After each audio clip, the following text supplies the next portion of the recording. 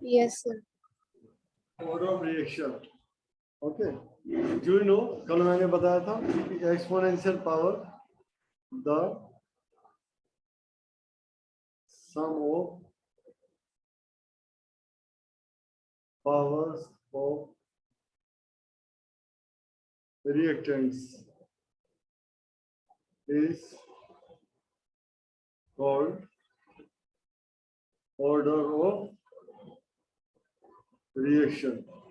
But आपको मालूम है इस चीज के लिए, ये तो मैंने आपको बता दिया, ठीक है।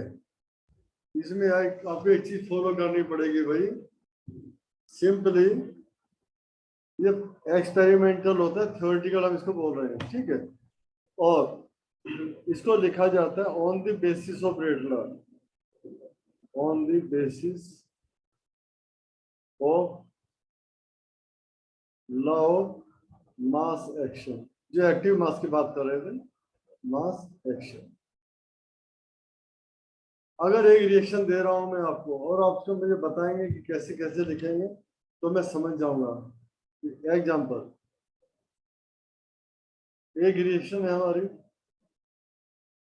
2NO2 प्लस F2, इससे आपको मिलेगा 2NO2F, 2NO2F। अगर मैं इसका रेट लॉ लिखता हूं, rate law from law of mass action,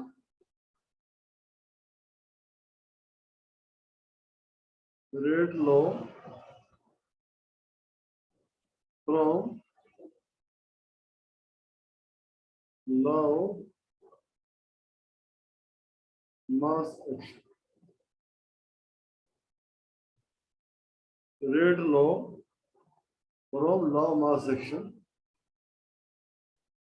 इसका लिखना है तो हम क्या लिखते थे, rate are directly proportional NO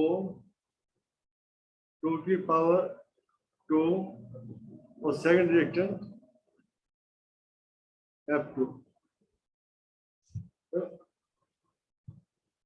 इस रेट लो के अकॉर्डिंग जो रेट होती है रिएक्टेंट की, तो इसको आप ऐसे भी लिख सकते हैं, माइनस dx/dt, बताया था ना आपको, देखना रेट डिक्रीज हो रही है, minus equals to K NO2 की power 2 and then F2, right. इस तरह आप लिख सकते हैं। और अगर एक्सपेरिमेंटली ऑब्जर्व, ये तो हमारा हो गया theoretically,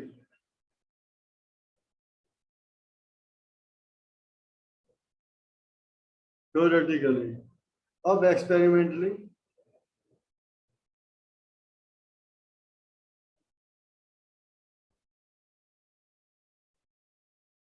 experimentally order of reaction, experimentally observed rate law, इसमें कैसे ऑब्जर्व करेंगे, माइनस dx/dt ऐसे लिखेंगे, इक्वल्स टू K लिखेंगे और NO2 लिखेंगे और F2 लिखेंगे। यहाँ पर पावर नहीं लिखेंगे, क्योंकि एक्सपेरिमेंट के अकॉर्डिंग जो आप कैलकुलेट करेंगे वो आपकी वैल्यू आएगी, ठीक है।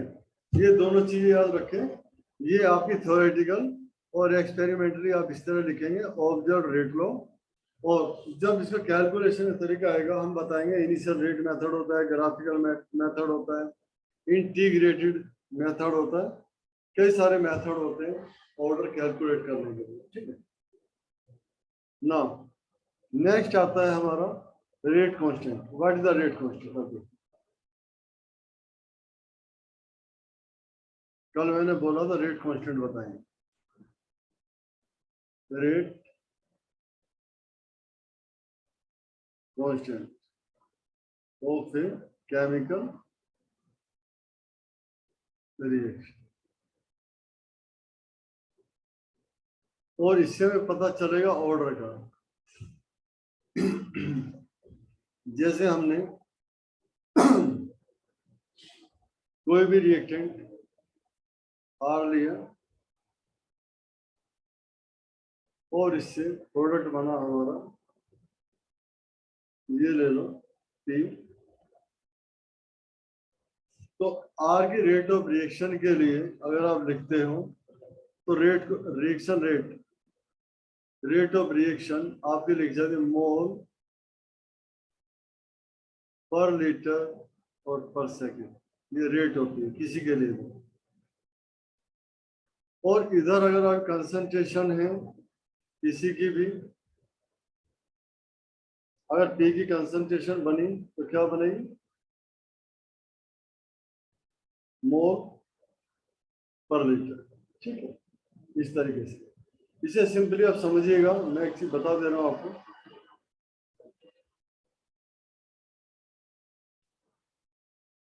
ए प्लस बी और आपने सी, ठीक है, और ए सी ले लो,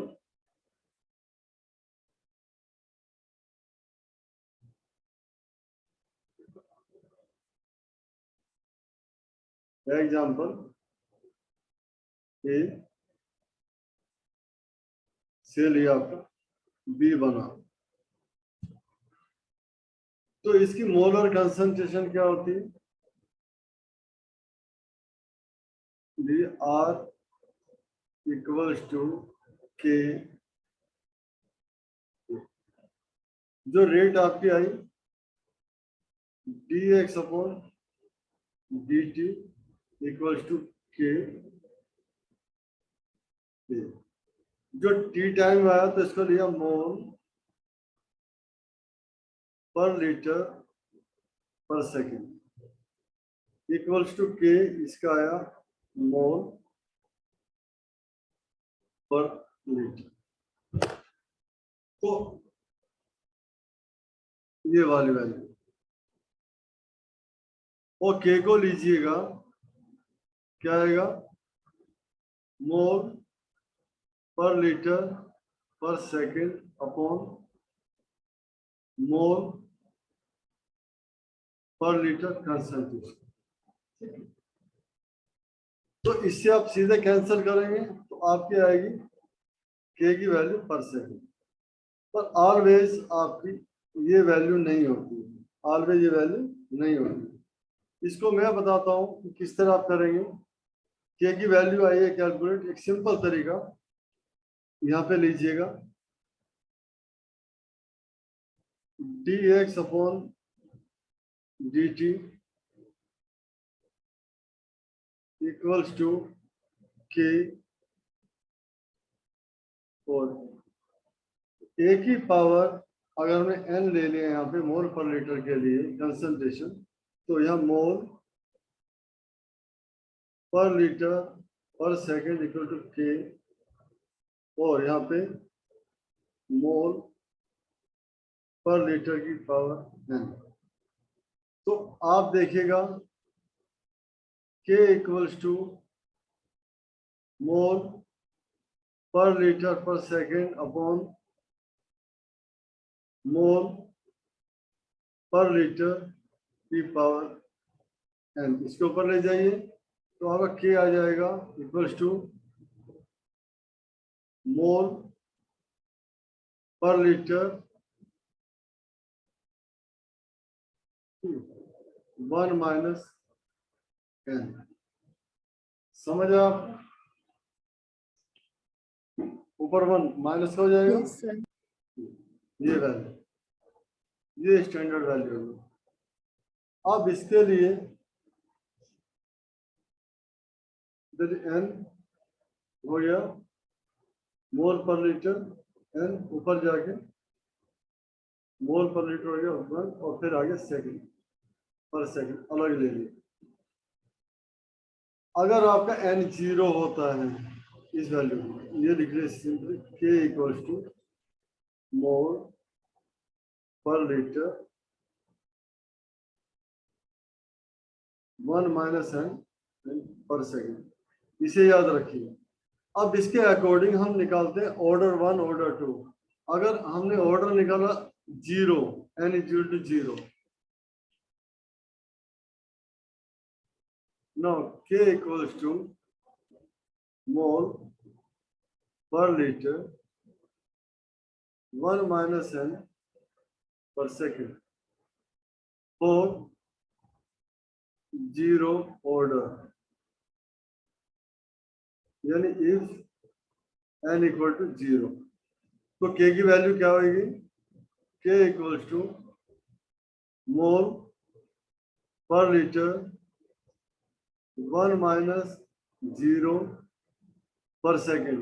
तो 0 ऑर्डर के लिए वैल्यू आएगी मोल per litre per second. So this the for 0 order. ये क्यों बताया जा रहा है? जब आप क्वेश्चंस करेंगे, क्वेश्चंस करते हुए अगर किसी की यूनिट इतनी आती है तो आप बोलेंगे 0 ऑर्डर रिएक्शन है। Case 1,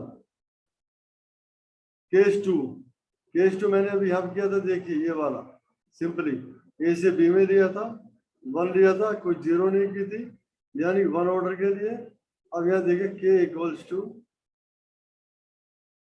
mole per litre 1 minus n per second if first order के लिए n equal to 1, that is first order. मैंने बताया था ऑर्डर 1 का अगर अल्फा बीटा 1 आता है तो फर्स्ट ऑर्डर आती है।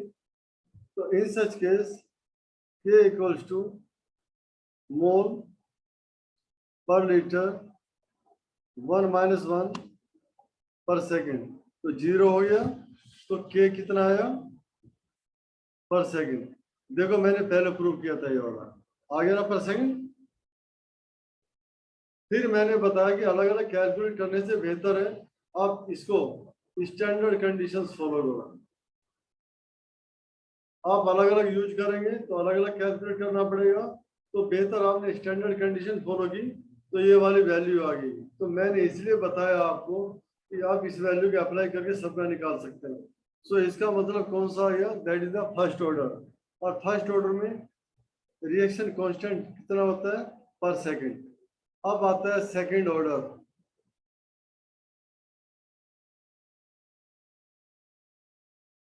Second order reaction. Second order reaction के लिए अब आप देखेंगे K equals to mole per litre 1 minus n per second. तो सेकंड ऑर्डर दैट इज कब होगा? n इक्वल टू 2 में। तो K equals to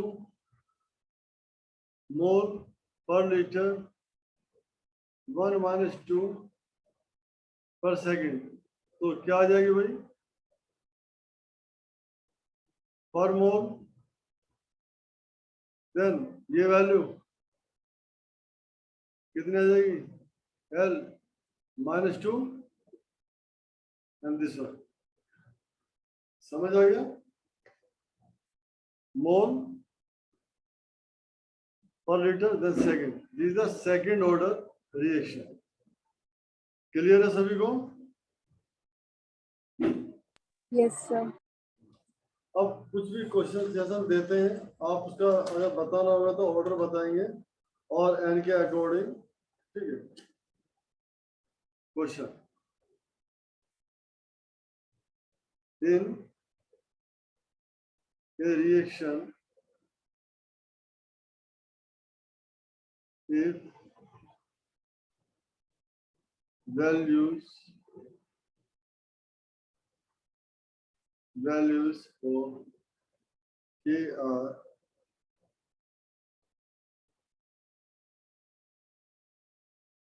per second, K mole per liter per second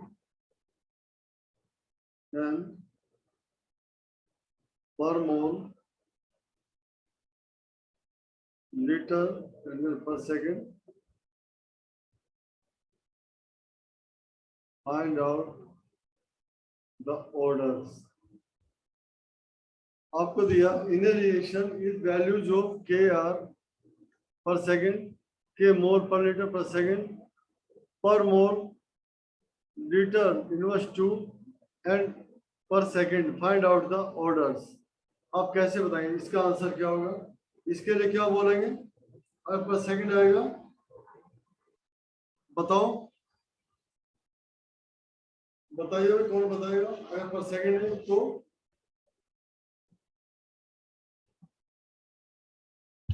क्या होना चाहिए? Sir first order. यस। और this one Krisha कौन सा ऑर्डर?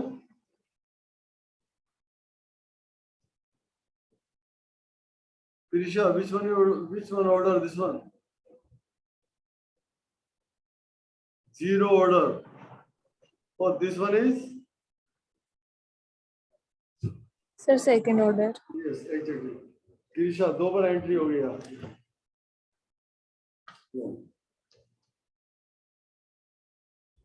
अब नेक्स्ट चलते हैं भाई।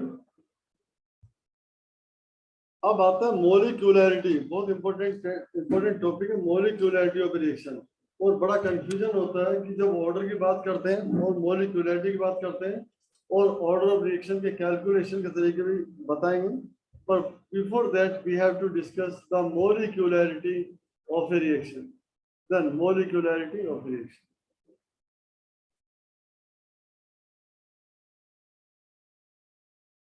मोलिक्युलरिटी ऑफ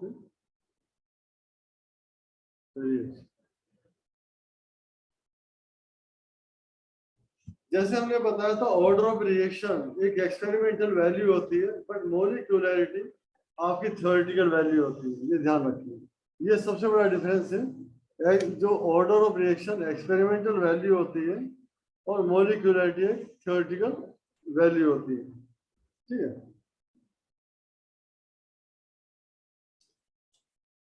अब मोलिक्युलरिटी की डेफिनेशन क्या लिखते हैं? लिखेगा definition.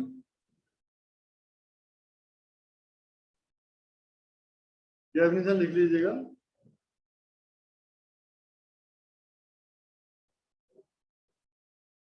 मोलिक्युलरिटी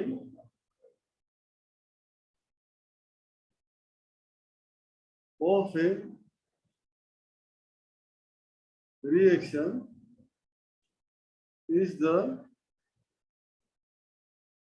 number of moles of reactants involved in the reaction. In the reaction called molecularity of a reaction. उसको molecularity बोलते हैं भाई। Molecularity of reaction is the number of moles of the reactants involved in the reaction called molecularity of reaction। जितने भी और simply ये बोल सकते हैं it depends upon slow step of the reaction। जो फास्ट स्टेप होगा या इंस्टेंटेनियस होगा उस पर ये डिपेंड नहीं करेंगे। Depend on the slow step of the reaction. बहुत ध्यान रखना। ये देखिए then molecularity is of two kinds। Number one elementary reactions के लिए, for elementary reactions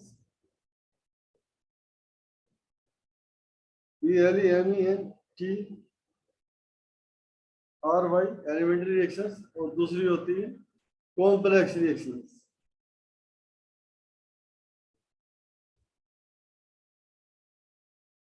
elementary reactions and complex reactions दोनों के लिए अलग अलग होती है।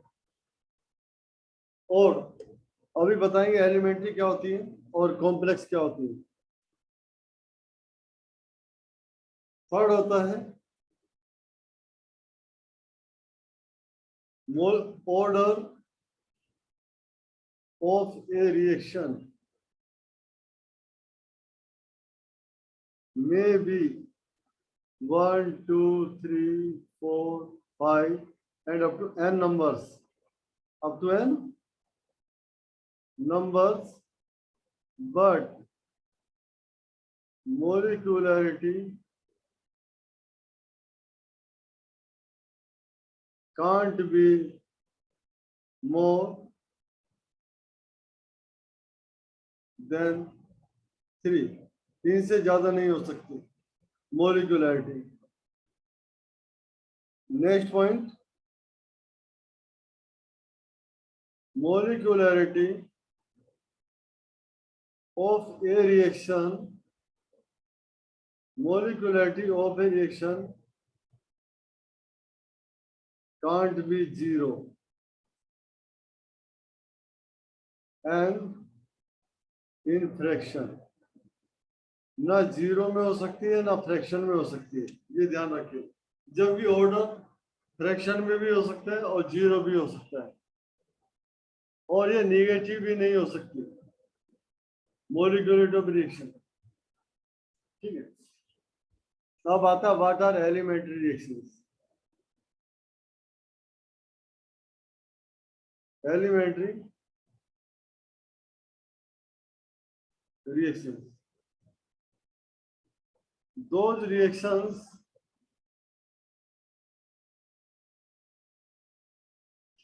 reactions occurs in single step are called elementary reactions। उनको एलिमेंट्री रिएक्शन बोलेंगे जो सिंगल स्टेप में होती है। Those reactions occurs in single step are called elementary reactions, और complex reactions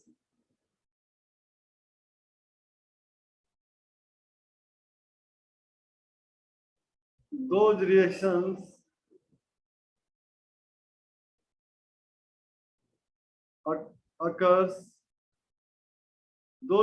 occurs into multi steps। Those reactions occurs into multi steps are called complex reactions। उनको complex reactions बोलते हैं। Now next topic अब हमारा आता है कि जो मॉलिक्यूलरिटी होती है हम उसको कैलकुलेट कैसे करें और कैसे बताएं मॉलिक्यूलरिटी, इसको कैसे हम आइडेंटिफाई करें कि भाई ये कैसे हो जाएगी और कैसे हम बताएंगे। जो सिंगल स्टेप में होती है, जो एलिमेंट्री रिएक्शंस होती हैं, ये जनरली क्या होती है, यूनिमोलिकुलर। दीज आर यूनिमोलिकुलर, जो सिंगल स्टेप्स में हो रही है। सिंगल स्टेप्स में होने वाले रिएक्शंस यूनिमोलिकुलर, 2 में होने वाली बाईमोलिकुलर, 3 में होने वाली ट्राईमोलिकुलर, 4 में होने वाली टर्मोलिकुलर। पर मैंने बताया कि आपको 3 से ज्यादा स्टेप्स में होती नहीं है। रीजन कि वो साइमल्टेनियस इतने कोलिजन्स होते हैं, इतनी कॉम्प्लेक्स होती हैं कि आप उनको मेजर नहीं कर सकते हैं, और जब आप मेजर नहीं कर पाएंगे तो कैलकुलेट करना भी उनको डिफिकल्ट होता है। क्लियर है, समझ आया आपको ना? अब देखिएगा इसके लिए इन रिएक्शन की मॉलिक्यूलरिटी के बाद और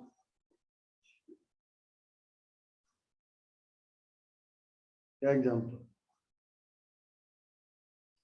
पहले एग्जाम्पल के लिए अगर हमने लिया PCl5,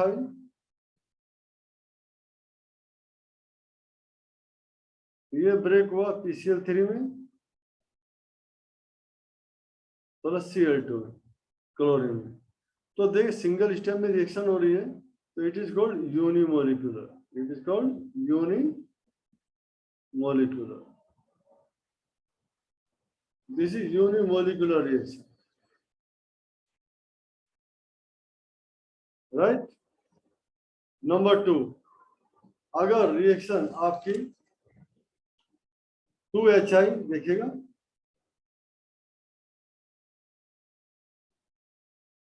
और आपको दे रही है H2 plus I2, 2 molecule involve हो रहे हैं, एक मॉलिक्यूल इन्वॉल्व हो रहा है, तो that is called by molecular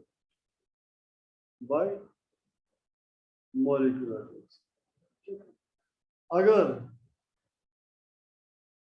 NO plus O3 आपका यूज हो रहा है, और आपका NO2 प्लस O2, एक मॉलिक्यूल इसका एक मॉलिक्यूल इसका, तो बोला हमने बाई मॉलिक्यूल। ये सिंपल ऐसे कैलकुलेट नहीं कर सकते, मैं जैसे बता रहा हूँ आपको, ये सिंपल रिएक्शन से, इसलिए आप इसको कर पा रहे हैं, ठीक है। देखिए ऐसे 2FeCl3 टर्की बता रहा हूँ, 2FeCl3 प्लस SnCl2, तो आपका हो क्या रहा है, SnCl4 बना आपका, तो यहाँ से प्लस Fe2FeCl2, तो आपकी होगी ट्राई मॉलिक्यूलर। तो ये जो रिएक्शंस हैं, इनके आपको यूनिमोलिकुलर, बाईमोलिकुलर, ट्राईमोलिकुलर, सिंपल मेथड है इनको इसे करने के लिए, बट अगर कैलकुलेट करेंगे तो थोड़ी सी आपको पता चलेगी, ऐसे बड़ी कंफ्यूजिंग हो जाती है और आप ऐसे कैलकुलेट नहीं कर सकते हैं, ठीक है। जैसे एक रिएक्शन बता रहा हूँ मैकेनिज्म, आप कैसे करेंगे मॉलिक्यूलरिटी, अभी कोलिजन से आप कैसे कर पाएंगे। जैसे H2O2 रिएक्शन है, और H2O2 के लिए आपने बोला कि भाई वो बाईमोलिकुलर होगी या यूनिमोलिकुलर होगी, डीकम्पोजिशन ऑफ H2O2, ठीक है, जब भी 2 स्टेप्स में होती है, तो आप उसको बताएंगे कि यूनिमोलिकुलर और बाईमोलिकुलर, ठीक है। तो मोलिकुलर मैंने बताया आपको, जीरो नहीं हो सकती, नेगेटिव नहीं हो सकती, और फ्रैक्शन में नहीं हो सकती है। तो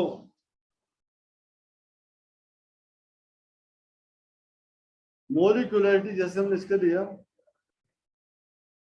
R = K ECl5, तो आपने बोला it is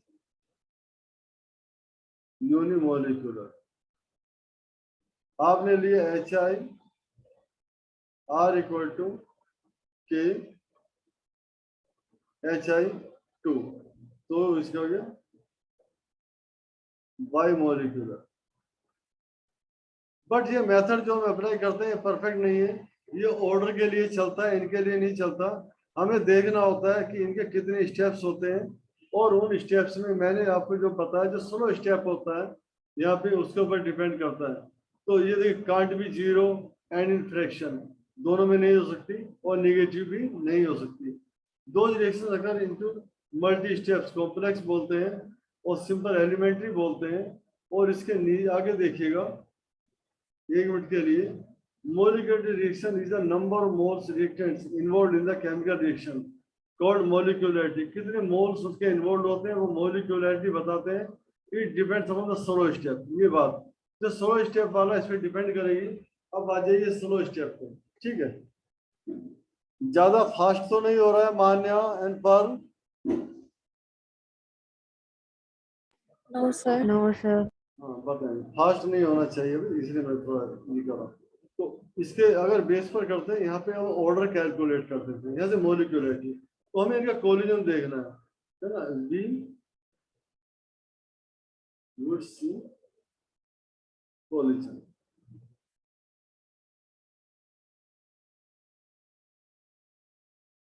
in the reaction. जितने कोलिजन होंगे, जो 16 कोलिजन होंगे, वो हमको ऑर्डर बताएंगे, ठीक है, जिनको हम मेजर कर सकते हैं, जो मेजरेबल स्टेप होगा। और जो मेजरेबल स्टेप नहीं होगा आप नहीं कर सकते। जैसे फॉर एन एग्जांपल, इसके लिए एक एग्जांपल और लीजिएगा। इसका नेक्स्ट एग्जांपल ले लेते हैं, डीकम्पोजिशन।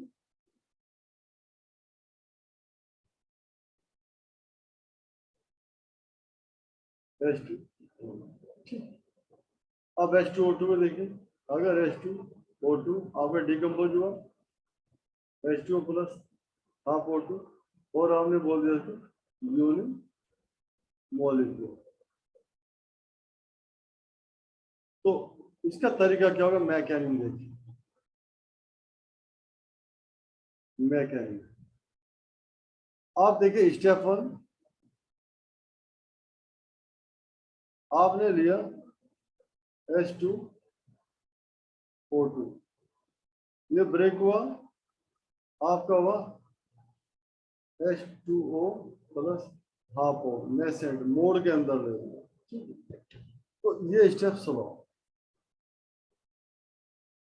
दूसरे में ऑक्सीजन लिया, ऑक्सीजन, ठीक है। जब हमने ऑक्सीजन लिया दोनों में, तो आपका किस फॉर्म में रिलीज हुआ है, O2, ये हुआ फास्ट। स्टेप 2, तो जो मॉलिक्यूलरिटी पता चलेगी, the step will show molecularity.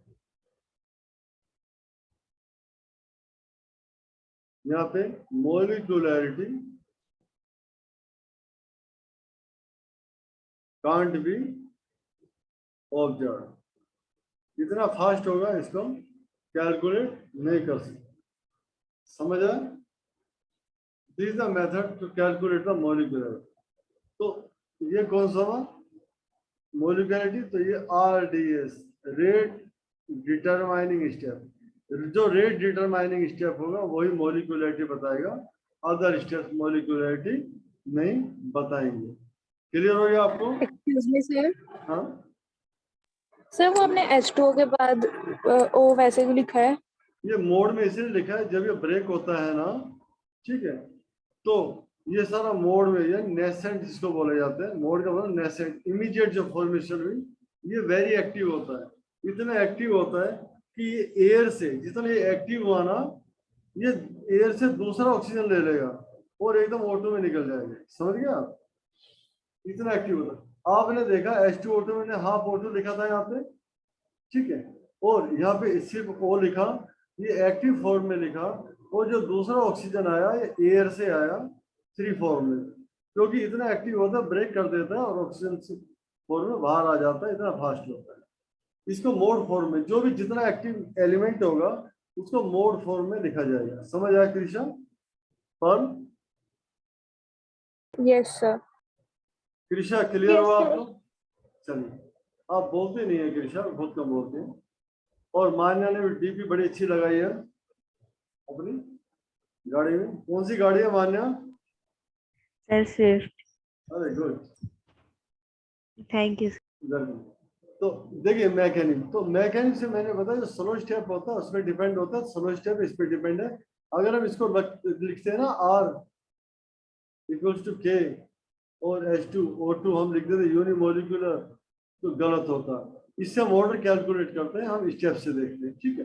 एक एग्जांपल और देखिएगा इसमें, ये बहुत इंपॉर्टेंट है मॉलिक्यूलरिटी का, और एग्जाम में 100% ऑर्डर मॉलिक्यूलरिटी क्वेश्चन आता है, इसलिए सबसे ज्यादा जो केमिस्ट्री का काइनेटिक्स का पार्ट है ये वेरी वेरी इंपॉर्टेंट, और ग्राफिकल मेथड इंपॉर्टेंट है, इंटीग्रेटेड लो मेथड इंपॉर्टेंट है, और इनिशियल कंसंट्रेशन मेथड इंपॉर्टेंट है। ये तीनों चारों चीजें बहुत इंपॉर्टेंट है ऑर्डर कैलकुलेट करने के लिए। जब ये ऑर्डर कैलकुलेट करने आ जाएंगे तो मैं मान लूंगा आपने इसमें 7 मार्क्स फिक्स कर देंगे, ठीक है। वन मोर क्वेश्चन, अगर हम इससे कैलकुलेट करते हैं तो आप देखते हैं कि मॉलिक्यूलरिटी कितनी होगी। वन मोर क्वेश्चन, और उसके अकॉर्डिंग अगर आपने लिया 4 HBr और O2, तो हमें मिल रहा है इसमें 2H2O प्लस 2Br, तो इसके अकॉर्डिंग 415 मोलिकुलरिटी होनी चाहिए थी ना। अगर हम R लिखते हैं और K लिखते हैं, HBr4 एंड देन O2, तो 4 + 1, तो ऑर्डर तो कितना होगा 5, ऑर्डर हो गया। और अगर मोलिकुलरिटी भी लिखे 5, मोलिकुलरिटी 5 लिखें तो गलत हो जाएगा, क्योंकि इसकी जो मोलिकुलरिटी है अगर हम देखते हैं HBr की, इसकी मोलिकुलरिटी 2 आती है, मोलिकुलरिटी इसकी 2 आती है। अब आती कैसे उसको आप समझिए, इसकी मैकेनिक नेक्स्ट पेज पर लेके चलते हैं। टाइम 3 मिनट बची है, क्योंकि दोबारा से लॉगिन करना पड़ेगा। तो आप देखिएगा 4 HBr + O2 और आपको मिला 2 H2O + 2 Br। मैकेनिक मोलिकुलरिटी के लिए मेहनत करनी पड़ रही है। HBr लेंगे स्टेप 1 में, प्लस O2 लेंगे तो बन जाएगा हमारा HOO Br। This is step 1। Step 1। दूसरे स्टेप में फिर आप HOO Br और फिर आप लेंगे यहाँ पे HBr, फिर आपका बन जाएगा 2HOBr। Step 2 second step. फिर आप लेंगे HOBr इसमें से और प्लस HBr, और आपको बन जाएगा H2O + Br। 2 कर दो, बैलेंस कर दो, और then 2HBr 2H2 2Br। Third step. अब देखिएगा क्या बनेगा, HOBr से HOBr कैंसिल, ठीक है, और इससे ये cancel, HBr 4 HBr plus O2 क्या मिला 2H2 + 2 Br2। और इसमें से जो स्टेप हुआ, ठीक है, इस स्टेप अबव ये वाला RDS और ये वाला RDS, ये फास्ट हो गया। तो एक स्टेप 2 स्टेप तो मोलिकुलरिटी कितनी आ गई,